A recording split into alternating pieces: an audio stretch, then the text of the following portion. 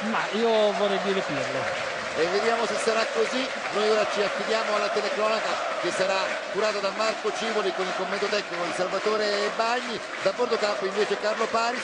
Ci risentiamo nell'intervallo. Marco, a te.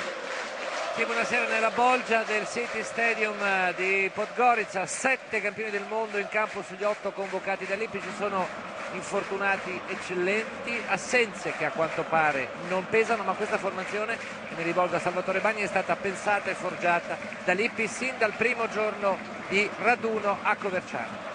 In questo ambiente contro un Montenegro che è una squadra tecnica, una squadra di valore soprattutto da metà campo in avanti, c'è da dire che secondo me non bisogna galvanizzarla troppo ed è giusto tenere molto bassa la squadra avversaria, e secondo me sarà fondamentale l'inizio. Si sono giocati partite importanti su questo campo e il Montenegro ha fatto risultati importanti. Montenegro 2 punti in classifica, 2 pareggi ottenuti proprio qui su questo campo con Bulgaria e Eire, 2-2 con la Bulgaria, 0-0 con l'Eire del Trapani Tardelli. 10 punti per l'Italia, 3 vittorie e un pareggio, ma adesso ascoltiamo i nazionali.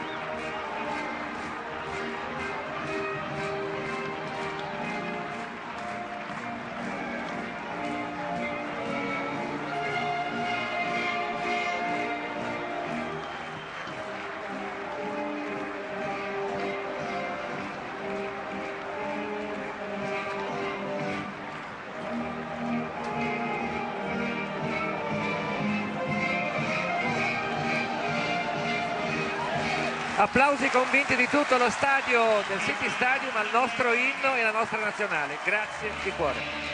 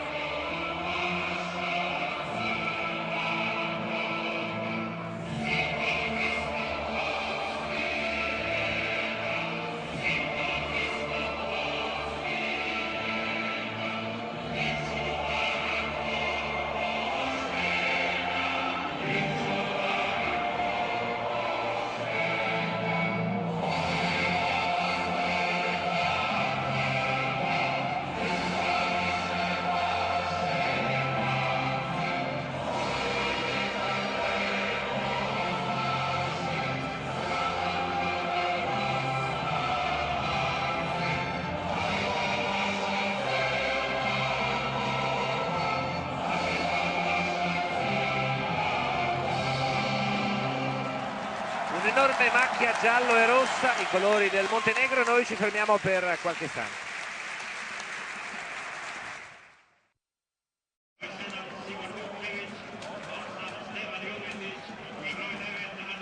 È la gara numero 686 della nostra nazionale. Lo schieramento scelto da Lippi questa sera qui a Podgorica: Buffon tra i pali, difensori Zambrotta, Chiellini, Cannavaro e Grosso, quindi Palombo, De Rossi e Pirlo a centrocampo, davanti Quagliarella, Iaquinta, Di Natale. Sicuramente sarà importante vedere la posizione di Pirlo, che dovrebbe giocare davanti ai due centrali di centrocampo.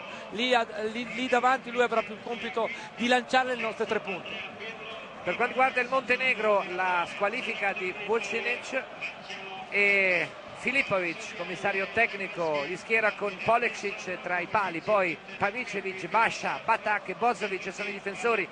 Dovremo verificare le posizioni in campo di Drincic, Pekovic, Boskovic, Vukcevic e Đalovic, unica punta con Jovetic a supporto. Sì, dovrebbe essere inizialmente un 4-4-2, soprattutto Filipovic lo vuole in fase difensiva, ma sarà forse un 4-2-3-1 come si è giocato nella partita d'andata a Lecce, perciò penso che sarà così lo schieramento, anche perché i due esterni di centrocampo Vukcevic e Boskovic sono offensivi.